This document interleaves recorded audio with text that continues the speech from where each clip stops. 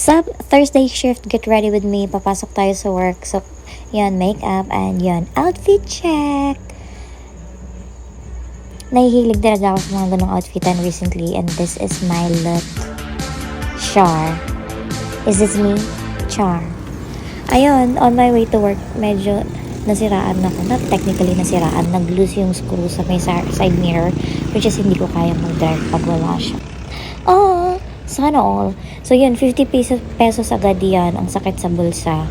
Nagtigpit lang. Eh, kaso wala akong choice kasi nga, wala naman akong alam. Buti na lang may spare ko. So yun, very, very important na may spare ko kasi hindi lahat tumatanggap ng GCash or bank transfer. So, kala ko malilate ako sa work. So yun, mga 1 hour lang yung biyahe ko. Thankfully, kahit maraming truck, hindi siya traffic. And my favorite spot, turn. Umabot ako sa work 2 minutes early. Charet! 2 minutes early, proud pa ako nun. Achievement! And yun, after shift, uwi na. Dadaan muna tayo ng grocery. Kasi wala na tayong sabon, kailangan natin maglaba.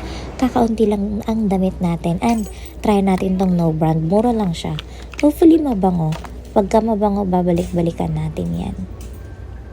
Yun, tumitingin na naman ako ng shampoo conditioner. Ito yung nagiging addiction ko recently. Kasi nga, yung buhok ko patay na. Parang ikaw, ako, patay sa'yo. Char! So yun, itong pinang-grocery ko, 600 na agad yun. Grabe, ang bilis gastusin. Ang hirap kitain. Ang hirap maghanap buhay. Ang hirap maging adult. Yun, sana pala hindi ko nabinish na maging adult agad, no? Anyways, pauwi na tayo, guys. And pinagpilitan ko tong corset na suot ko. Stomach in. Hila pa baba. Ang hirap huminga. Char! So, yun lang naman. Nothing eventful. Kaso, yun nga lang, 2 hours lang yung tulog ko. Kasi nga, inisip ko talaga yung try ko yung one video per day. Hopefully, magampanan ko siya. And mamotivate akong gumawa ng video everyday. Ayun, that'll be all, guys. And thank you so much for watching. See you on my next video.